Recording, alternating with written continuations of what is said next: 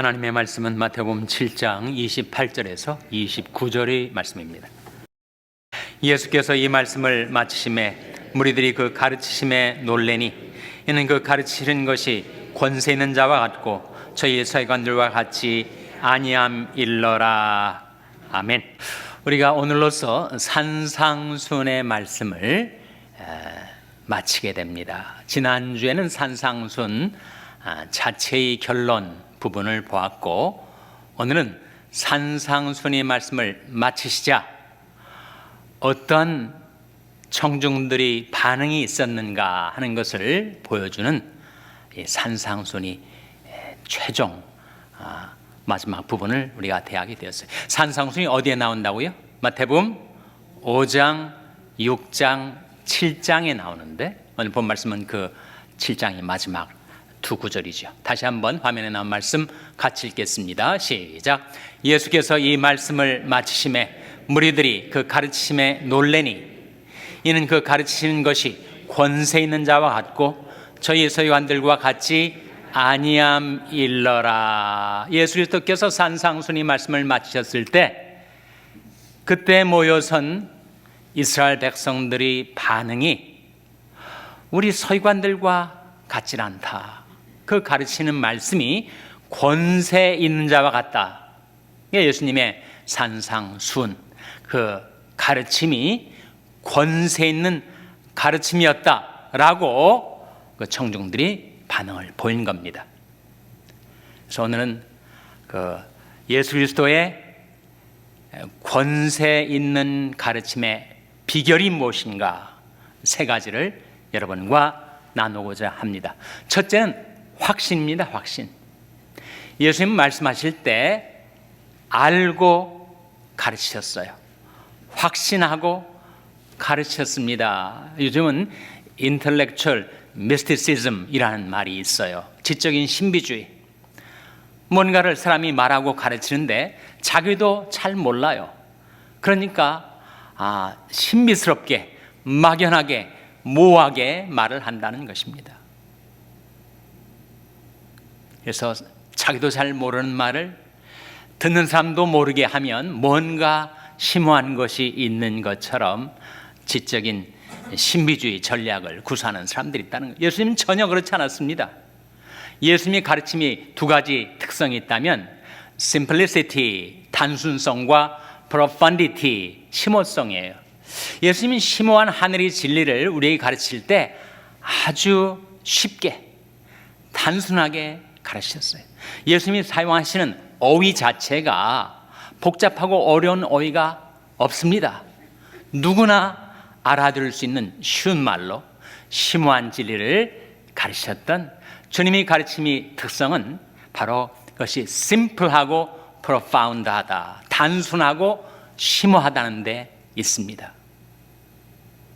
예수님이 우리에게 산상순의 말씀을 가르칠 때 예수님은 자신이 하시는 말씀을 알고 말씀하신 거예요.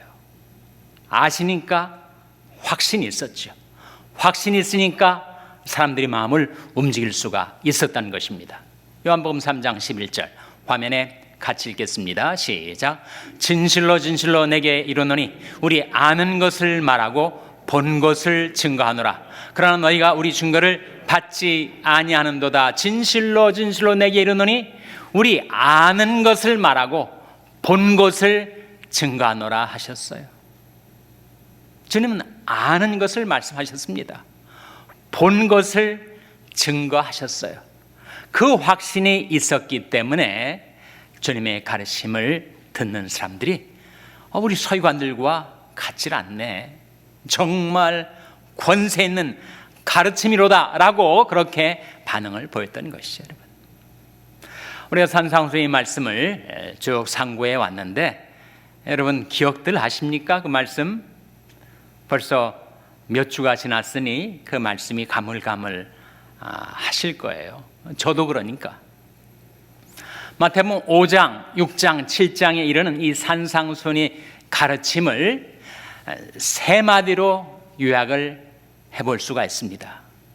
마태복음 5장의 주제는 뭐예요? 마태복음 5장의 주제는 낮추라 하는 거죠. 마태복음 6장의 주제는 뭡니까? 맡기라 하는 겁니다. 마태복음 7장의 주제는 뭡니까? 지키라 하는 거죠. 마태복음 5장에서 예수님께서 인생의 행복이 어디 있는가, 복 있는 사람은 어떠한 삶을 사는 사람을 말하는가, 팔복을 말씀하시지 않았어요? 팔복의 어떤 내용을 여러분 기억하십니까? 심령이 가난한 자는 복이 있나니 천국이 저희 것이며, 애통하는 자는 복이 있나니 저희가 위로를 받을 것이며, 온유한 자는 복이 있나니 저희가 땅을 기업으로 받을 것이며, 의에 줄이고 목마른 자는 복이 있나니 저희가 배부를 것이며. 이 말씀들이 다 뭘 말씀하는 거예요? 겸손하게 살라, 낮추라. 자기를 과대평가하고 과대망상 속에 살아가는 사람은 필연적으로 패망을 하게 되어 있습니다. 교만은 패망의 선봉이요, 거만한 마음은 넘어짐의 앞잡이니라 하신 말씀대로 사람이 교만하면 반드시 망하게 되어 있어요. 그래서 우리를 위해서 주님 하신 말씀이 낮추라, 심령이 가난한 자로 살라, 애통하는 자로 살라, 온유한 자로 살라, 의에 줄이고 목마른 자로 살라, 남을 긍휼히 여기면서 쭉 말씀하신 그 말씀의 요점은 마태복음 5장의 주제를 한마디로 요약하면 낮추라, 주 앞에서 낮추라, 그리하면 주께서 너희를 높이시리라. 성경의 약속 아닙니까? 그러므로 하나님이 능하신 손 아래서 겸손하라, 때가 되면 너희를 높이시리라. 마태복음 5장의 주제는 낮추라. 6장은 뭐라고요? 맡기라. 여러 가지 세상 근심, 염려, 걱정, 두려움의 짐을 지고 거기에 치고 눌리고 허덕이며 살아가는 우리 인생들을 향하여 네가 그 짐을 다 지고 하지 말고 내게 맡기라 하시는 말씀이 마태복음 6장에 나오지 않습니까? 그러므로 염려하여 이르기를 무엇을 먹을까, 무엇을 마실까, 무엇을 입을까 하지 말라. 이는 다 이방인들이 구하는 것이라. 어제 신문 보도를 보니까 미국에서 캐나다에서 빌리어네어 수십억 달러의 재산가 부부가 자기 집 풀장 옆에서 목에 졸려 둘 다 죽었습니다. 가족들이 범인을 색출하려고 3,500만 달러의 현상금을 내었어요. 수십억 달러가 있어도 그렇게 허망하게 무참하게 죽을 수 있는 것이 우리 인생입니다. 그러므로 염려하여 이르기를 무엇을 먹을까, 무엇을 마실까, 무엇을 입을까 하지 말라. 이는 다 이방인들이 구하는 것이라. 너희 천부께서는 이 모든 것이 너에게 있어야 할 줄을 아시느니라.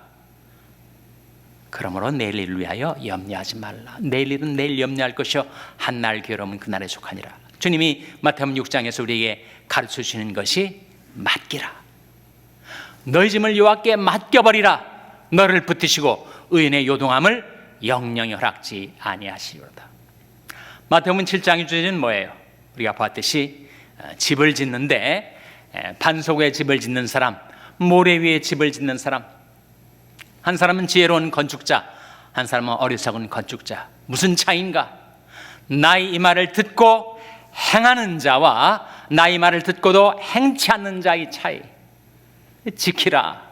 우리에게 정말 하늘의 진리를, 보배와 같은 교훈을 우리에게 주님이 내려주셨는데, 산상순이라고도 하고, 숫자는 베풀 숫자, 산상보은, 보은은 물론 보배보자, 산상에서 베푸신 보배로운 교훈, 인생에 살아갈 참 도리, 거기에 인생의 행복이 있고, 거기에 인생의 보람이 있고, 거기에 인생의 하나님께 영광 돌리는 삶의 길이 있는데, 그것을 세 가지로 요약을 해볼 때 바로 낮추라, 맡기라, 지키라, 산상순의 가르침 아닙니까? 주님은 말씀하실 때 알고 말씀하셨어요. 보고 경험한 바를 확신 가운데 증거하셨기 때문에 당시 유대 서기관들과 다르게 주님의 가르침에 권세가 있었던 것입니다. 사도 바울 같은 사람도 주님과 상관없는 자였으나 그가 주님을 만난 다음에 주님을 배우고 그가 주님의 말씀을 전파할 때 권세가 나타난 이유가 무엇인가? 디모데후서 1장 12절에 나옵니다. 화면에 같이 읽겠습니다. 시작. 이를 인하여 내가 또 이 고난을 받되 부끄러워하지 아니함은 나의 의뢰한 자를 내가 알고 또한 나의 의탁한 것을 그날까지 저가 능히 지키실 줄을 확신함이라. 이를 인하여 내가 또한 이 고난을 받되 부끄러워하지 아니함은 나의 의뢰한 자를 내가 알고라고 하지 않았습니까? 바울은 주님을 아는 자였어요. 그리고 나의 의탁한 것을, 나의 맡긴 것을 주님께서 그날까지 능히 지키실 줄을 확신함이라. 확신. 그래서 가르침의 권세가 있는 이유는 확신 때문입니다. 확신이 확신을 낳는 거예요. 주님이 다 아시고 보시고 경험하시고 확실하신 것을 말씀하실 때 우리 마음이 움직이게 되는 것이죠. 그러므로 우리가 여호와를 알자, 힘써 여호와를 알자. 그의 나오심은 새벽빛같이 일정하니 비와 같이 땅을 적시는 늦은 비와 같이 우리에게 임하시리라. 우리가 신앙생활하는 항상 목표, 초점이 있는데 그것은 하나님을 아는 것입니다. 하나님을 아는 것. 그러므로 우리가 여호와를 알자, 힘써 여호와를 알자. 그래서 주님이 가르침이 권세가 있었던 첫 번째 이유, 그것은 확신 때문이었고, 두 번째 이유는 바로 실천 때문이었습니다. 주님이 아무리 보배로운 교훈을 말씀하셨다 한들 주님이 그것을 행하지 않으셨다면 그 가르침의 권세가 나타날 리가 만무하죠. 주님은 말씀하시기 전에 그 모든 것을 몸소 다 행하셨기 때문에 주님이 하시는 말씀의 파워가 임하게 된 것입니다. 사도행전 1장 1절에 나오죠. 화면에 나온 말씀 같이 읽겠습니다. 시작.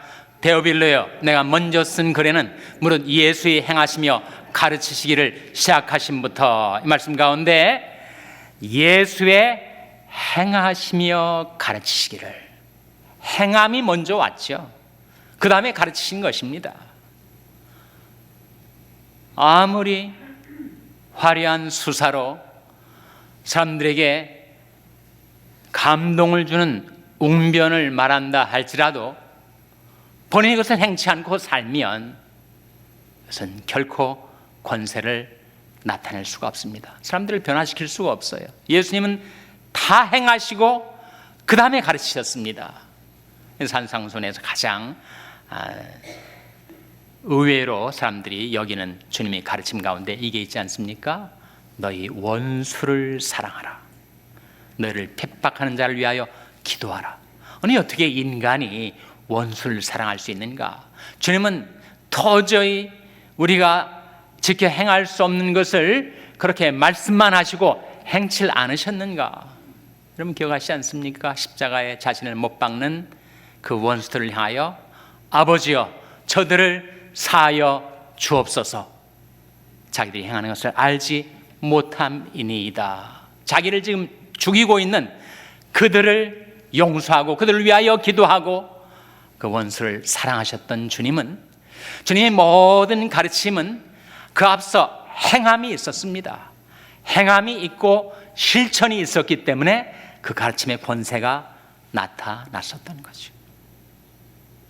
우리 역시 주님의 가르침을 받아서 우리도 말씀을 가르칠 때가 있습니다. 구역장으로 가르치기도 하고, 장로로 가르치기도 하고, 선교회 임원으로 가르치기도 하고,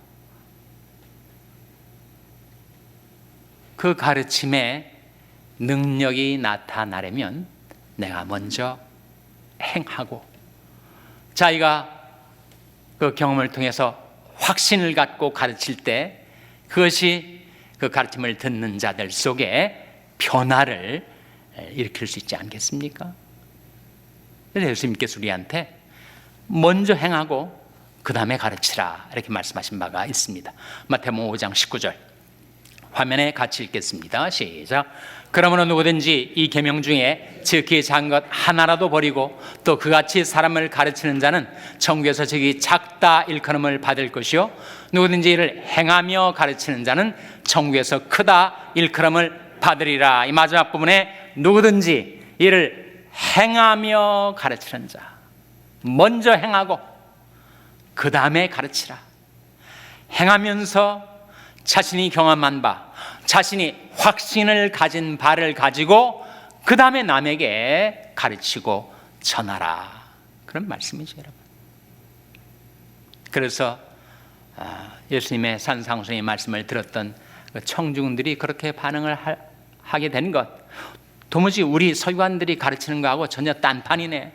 어떻게 이 가르침에 권세가 있는 것일까? 그 이유가 바로 주님이 실천하시고 그 다음에 가르치셨기 때문에.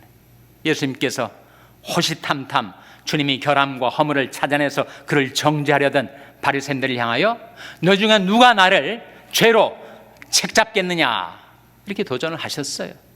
눈을 벌겋게 뜨고 주님이 결함과 실수를 찾아내려 했던 그들을 향하여 너 중에 누가 나를 죄로 책잡겠느냐. 그만큼 주님은 행하시고 가르치셨기 때문에 그 가르침에 권세가 있었던 것입니다. 셋째로 주님의 가르침에 권세가 있었던 이유, 그것은 다름 아닌 성령 때문이죠. 성령. 주님이 말씀을 하실 때마다 성령이 임하여 그 성령의 능력을 나타냈기 때문에 사람들이 마음도 변화되고 육신도 고침을 받았습니다. 사도행전 10장 38절 화면에 같이 읽겠습니다. 시작.